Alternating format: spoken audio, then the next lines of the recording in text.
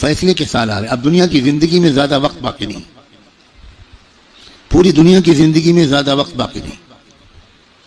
اب فیصلے کے دن آ رہے ہیں.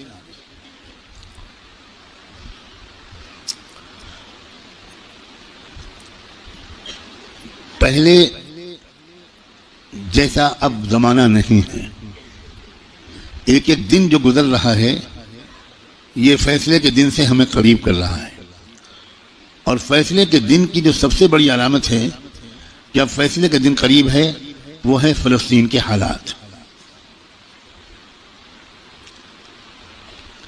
کیونکہ اب بہت بڑے بڑے واقعات ہوں گے. دجال کی آمد بھی بہت دور نہیں ہے, اور حضرت عیسیٰ کی آمد بھی بہت دور نہیں ہے, اور امام مہدی کی آمد بھی بہت دور نہیں. اب مسئلہ یہ ہے کہ اگر اب بھی ہم گناہوں کی زندگی میں لگے تو ہمیں اللہ دجال کے ساتھ کھڑا کر دے گا, توبہ کی توفیق بھی ہم سے چھین لے گا. حضرت امام مہدی کے دشمنوں کے لشکر میں ہم کھڑے ہوں گے. اب یہ دیکھو, یہ وہ وقت ہے, کچھ پتہ نہیں کس وقت اگلا قدم ہو جائے. جو نشانیاں اللہ کے رسول نے بتائی تھی آخری فیصلہ کن دور کی بڑی تیزی کے ساتھ آ رہی. اس میں ایک نشانی یہ تھی کہ بہت بھیانک جنگ ہوگی یہودیوں کے درمیان اور اصلی ایمان والوں کے درمیان. اس لیے جو کچھ اس وقت غزہ اور فلسطین میں ہو رہا ہے اس سے ہر ایمان والے کا ایمان ہزاروں گنا ہر منٹ میں بڑھنا چاہیے, اس لیے کہ وہی ہو رہا ہے جو اللہ کے رسول بتا کر گئے تھے. جس وقت وہ آپ بتا رہے تھے اس وقت تو فلسطین میں کوئی مسلمان تھا ہی نہیں, اور آپ یہ بتا رہے ہیں کہ ایک بھیانک جنگ ہوگی, خطرناک جنگ ہوگی, یہودیوں اور ایمان والوں کے مابین ایک خطرناک جنگ ہوگی. آپ بتا رہے ہیں کہ ایک علاقہ ہوگا جہاں سچے پکے مومن جان دے رہے ہوں گے اور جان لے رہے ہوں گے, قربانیاں دے رہے ہوں گے. مسجد اقصیٰ کی حفاظت میں نوجوان جوک در جوک شہید ہو رہے ہوں گے.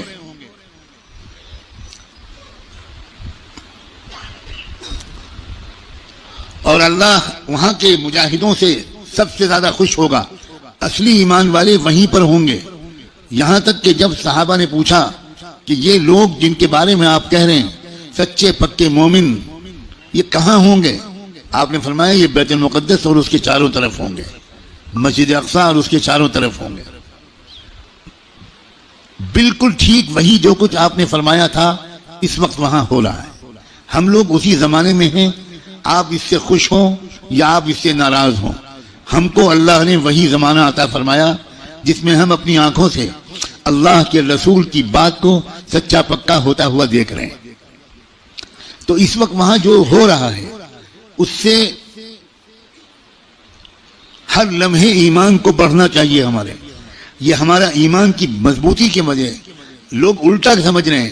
یہ جو کچھ وہاں پر ہو رہا ہے اس سے خوف اس کے دل میں آ رہا ہے جو سمجھا ہوا نہیں ہے, ڈر وہ رہا ہے جو سمجھا ہوا نہیں ہے.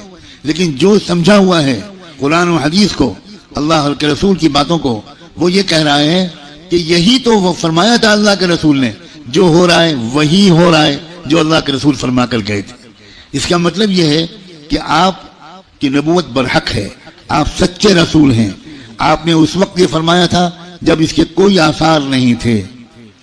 اب آپ نے جو آئندہ کے بارے میں فرمایا تھا کہ جو ہوگا, جب وہ ہو رہا ہے اور پچھلے 6 مہینے سے ہو رہا ہے بلکہ پچھلے 75 سال سے ہو رہا ہے جو اللہ کے رسول بتا کر گئے تھے, تو اس کے بعد میں جو ہوگا اس مقابلے کا آخری انجام اس کے بارے میں اللہ کے رسول نے جو کچھ فرمایا وہ بھی یقیناً ہو کر رہے گا. اور وہ کیا ہوگا؟ وہ یہ ہوگا کہ اللہ کے کلمے کا بول بالا وہاں سے پھیلنا شروع ہو کر پورے عالم کی ہر کچی پکے گھر میں اللہ کا کلمہ داخل ہوگا. پوری زمین پر انصاف کا نظام قائم ہوگا, اللہ کا حکم چلے گا, باطل ٹوٹے گا, حق کا غلبہ ہوگا. ایمان والوں کو اللہ تعالیٰ عزت, حکومت, اقتدار, طاقت, غلبہ دیں گے, ان کی قربانیوں کے انعام کے طور پر ضرور دیں گے.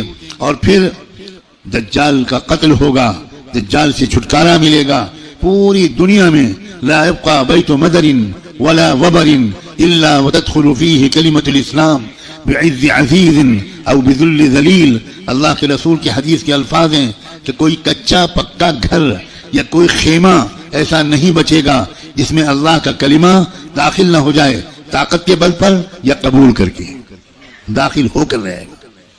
اس لیے لوگوں یہ بہت چوکنا رہ کر جینے والا زمانہ ہے.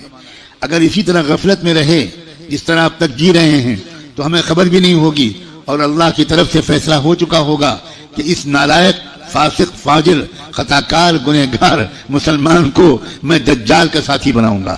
یہ امام مہدی کا ساتھی نہیں بنے گا، یہ حق کا ساتھی نہیں بنے گا، یہ سچ اور انصاف کا ساتھی نہیں بنے گا، یہ مظلوموں کا خادم نہیں بنے گا، یہ ظالموں کا ایجنٹ بنے گا، یہ ظالموں کا مخبر بنے گا، یہ ظالموں کا دلال بنے گا، 4 پیسے کے لیے تھانے پہ جا کر مخبری کرے گا. یہ فیصلہ کسی لمحے ہم میں سے کسی کے بارے میں ہو سکتا ہے. ہو یاد رکھنا، میں نے اللہ کی توفیق سے اپنی بساط کے مطابق بہت لمبی بات کو چند جملوں میں سمیٹ کر آپ کے سامنے رکھ دیا ہے. قسم کھا کے کہتا ہوں اس میں ذرا بھی مبالغہ نہیں ہے، فیصلے کا دن قریب ہے. اب اگر گناہوں کی طرف واپس لوٹے، اب اگر پچھلی زندگی کی طرف واپس لوٹے، جن غلطیوں کو چھوڑنے کا فیصلہ کیا ہے، بار بار اللہ تعالیٰ سے عہد کیا ہے، بار بار رو رو کر انفرادی اور اجتماعی طور پر یہ ارادہ کیا ہے کہ اب گناہ کی طرف واپس نہیں جائیں گے. دوستو اب اگر واپس گئے تو پتہ نہیں پھر دوبارہ توبہ نصیب ہوگی کہ نہیں. کیونکہ یہ جو دن اب آ گیا زمانہ، اس زمانے کو پہچاننا علماء کا فرض ہے. علماء کی ذمہ داری ہے کہ وہ اس دور کو پہچانیں.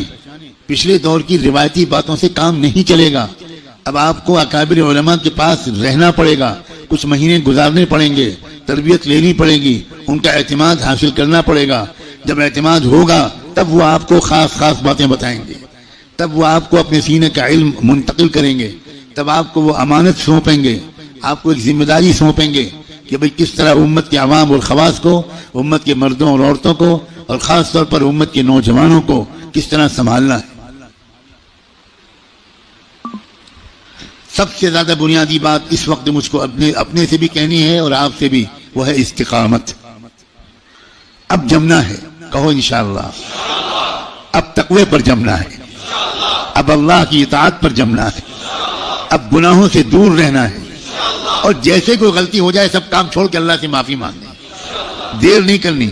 کیونکہ پل پل یہ خطرہ ہے. جو واقعی زمانے کے تقاضوں سے واقف لوگ ہیں وہ ہر وقت ان کا دل اس وقت فلسطین کی طرف لگا رہتا ہے، اور اس لیے کہ وہ بار بار تازہ ترین وہاں کی خبریں جاننا چاہتے ہیں کہ کہیں دجال آ تو نہیں گیا، کہیں کوئی ایسا دعویٰ تو نہیں ہو گیا. یہ غفلت کے ساتھ زندگی کے دن نہیں ہیں، غفلت کے ساتھ گزارنے والے دن نہیں ہیں، یہ بہت ہوشیاری کے دن ہیں.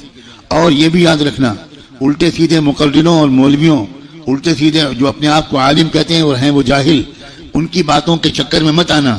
وہ طرح طرح کی باتیں تم کو بتا کر تم کو غلط راستے پر لے جائیں گے.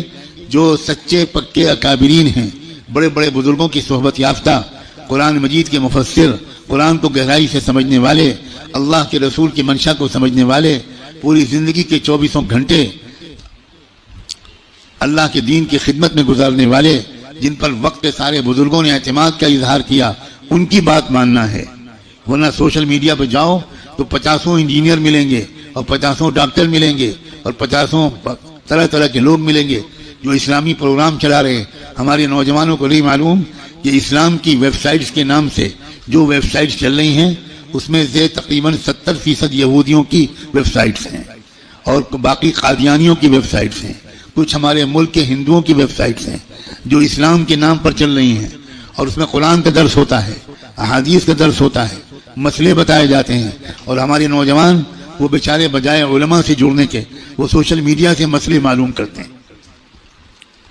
ابھی مجھ سے چند دن پہلے یہیں کسی نوجوان نے پوچھا کہ ہمیں بعض مسئلے معلوم کرنے پڑتے ہیں تو ہم سوشل میڈیا پر جاتے ہیں، وہاں پریشان یہ ہوتے ہیں کہ الگ الگ سائٹ سے الگ الگ جواب ملتے ہیں. میں نے ان سے پوچھا کہ جب آپ بیمار پڑتے ہو تو سوشل میڈیا پر جا کر علاج کراتے ہو؟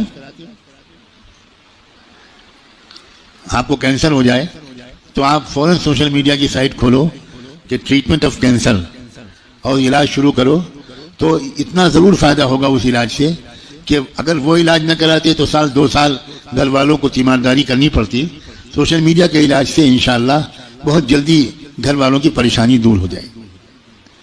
جب آپ کو کوئی مقدمہ لڑنا ہو, کوئی عدالت کا مسئلہ قانون کا ہو, تو آپ کس کے پاس جاتے ہو؟ کسی انجینئر کے پاس, کسی انجینئرنگ کی سائٹ کے پاس جاتے ہو,